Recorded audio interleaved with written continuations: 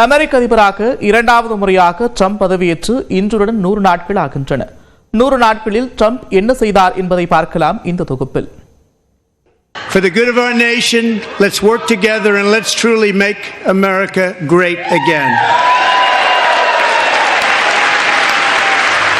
அமெரிக்காவின் 45 மற்றும் 47வது அதிபர் டொனால்ட் ஜான் ட்ரம்ப் இரண்டாவது முறையாக அதிபராக கடந்த ஜனவரி மாதம் பதவியேற்ற ட்ரம்ப் பல அதிரடி நடவடிக்கைகளை எடுத்து வருகிறார். ட்ரம்பின் அமெரிக்கா ஃபர்ஸ்ட் முழக்கத்திற்கு அந்நாட்டு மக்கள் கொடுத்துள்ள ஒப்புதல் மதிப்பு 37% தான். கடந்த 70 ஆண்டுகளில் எந்த ஒரு அதிபரும் பெற்றிராத குறைவான ஒப்புதல் மதிப்பை பெற்றுள்ளார் ட்ரம்ப்.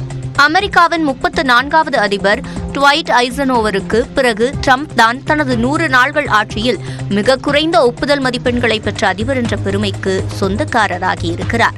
ஜனவரி 20ஆம் தேதி அமெரிக்க அதிபராக பதவியேற்ற ட்ரம்ப் தனது முதல் 100 நாட்களில் 24 நிர்வாக உத்தரவுகளை பிறப்பித்துள்ளார். 22 குறிப்பாணைகள், 20 பிரகடனங்கள் மற்றும் 28 மசோதாக்களில் கையெழுத்திட்டுள்ளார். ட்ரம்ப் வெளியிட்ட பெரும்பாலான நிர்வாக உத்தரவுகள் சர்ச்சைக்கு வித்திட்டன. திருநங்கைகள் பாதுகாப்பு சட்டங்களை நீக்கி அமெரிக்க அரசு ஆண் பெண் என்ற 2 பாலினங்களை மட்டுமே ஏற்றுக்கொள்ளும் என அறிவித்தார். மெக்சிகோ வளைகுடாவை அமெரிக்க வளைகுடா என பெயர் மாற்றம் செய்தார். அமெரிக்க அரசியலமைப்பு சட்டத்தின்படி பெற்றோர் எந்த நாட்டவராக இருந்தாலும் குழந்தை அமெரிக்க மண்ணில் பிறந்தால் அதற்கு அமெரிக்க குடியுரிமை வழங்கப்படும். இந்த முறையை மாற்றி உத்தரவிட்டார். உரிய ஆவணங்கள் இல்லாமல் அமெரிக்காவில் இருப்பவர்களை நாடு கடத்த உத்தரவிட்டார். அதிலும் இந்தியா உள்ளிட்ட பல்வேறு நாடுகளைச் சேர்ந்தவர்கள் கை கால்கள் விலங்கிடப்பட்டு நாடு கடத்தப்பட்டது பெரும் சர்ச்சையை ஏற்படுத்தியது.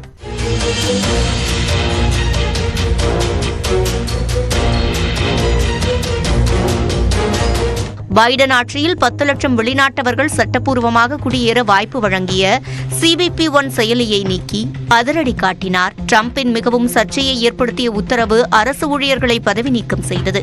ட்ரம்பின் நண்பர் ஈலான் மஸ்கின் அரசின் திறன்துறையின் பரிந்துரையை ஏற்று 2,75,000 ஊழியர்களை பதவியிலிருந்து நீக்கினார். இந்த உத்தரவு குடியரசுக் கட்சியினரையே அதிருப்திக்கு ஆளாக்கியது.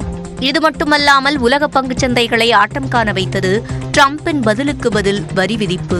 இந்தியாவுக்கு 26% வரி விதிக்கப்படும் என அறிவித்திருந்தார். India, very, very tough, very tough. The Prime Minister just left, and he's a great friend of mine, but I said, you're a friend of mine, but you're not treating us right. They charge us 52%. You have to understand, we charge them almost nothing. ட்ரம்பின் உத்தரவால் பங்குச் சந்தைகளில் கடும் சரிவு ஏற்பட்டு முதலீட்டாளர்கள் $10 லட்சம் கோடி இழந்தனர். இந்த பதிலடி வரி விதிப்பை ட்ரம்ப் தற்காலிகமாக நிறுத்தி வைத்திருந்தாலும் அதற்குள் உலகம் முன்னெப்போதும் இல்லாத பாதிப்பை சந்தித்துவிட்டது. வெள்ளை மாளிகையில் உக்ரைன் அதிபருடன் வாக்குவாதம், ஹார்வர்ட் உள்ளிட்ட பல பல்கலைக்கழகங்களுக்கு நிதி நிறுத்தம், கனடாவை அமெரிக்காவுடன் இணைத்துக் கொள்வேன், கிரீன்லாந்தை வாங்குவேன், காசா மக்களை வெளியேற்றிவிட்டு அதனை சுற்றுலா தலமாக மாற்றுவேன் என ட்ரம்பின் பல பேச்சுகளை அவரது குடியரசுக் கட்சிக்காரர்களே விரும்பவில்லை. ஈலான் மஸ்கிற்கு ட்ரம்ப் அளிக்கும் அதீத முக்கியத்துவத்தையும் அமெரிக்க மக்கள் ரசிக்கவில்லை. ட்ரம்பின் கொள்கைகளை எதிர்த்து 50 போராட்டங்கள், 50 மாகாணங்கள், ஒரு நாள், அதாவது 50-51 என்ற அமைப்பு பெரும் போராட்டங்களை முன்னெடுத்து வருகிறது. கடந்த ஞாயிற்றுக்கிழமை இந்த அமைப்பு நடத்திய போராட்டத்தில் அமெரிக்காவின் பல்வேறு இடங்களில் சுமார் 1 கோடி பேர் பங்கேற்றனர். அமெரிக்க வரலாற்றில் எந்த ஒரு அதிபரும் சந்தித்திராத எதிர்ப்பை 100 நாள்களிலேயே சந்தித்துவிட்டார் ட்ரம்ப்.